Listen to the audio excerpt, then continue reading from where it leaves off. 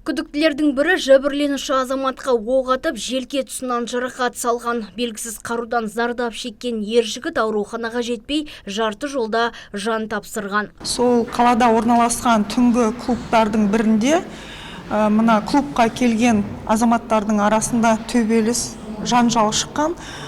Жанжал төбелес болып жатқан кезде белгісіз тұлға жәбірленушіге қарай атыс қарудан оқ жасаған. Қазіргі таңда осы іске байланысты үш бірдей жергілікті тұрғынға іздеу салынған. Күдікті азаматтардың ең үлкені 25 жаста болса, ең кішісі 20 жасар. Оларға қатысты Қазақстан Республикасы қылмыстық кодексінің екі бірдей бабымен іс қозғалды. Осы жайт сотқа дейінгі тергеп тексеру тізіміне тіркелген.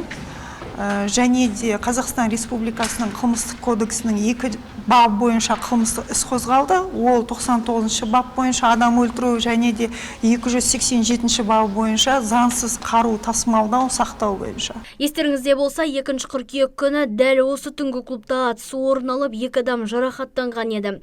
Lexus көлігіне қарай оқ атылып, нәтижесінде 1993-1996 жылғы ер азаматтар аяқ және қолынан жарақат алып, ауруханаға жеткізілген.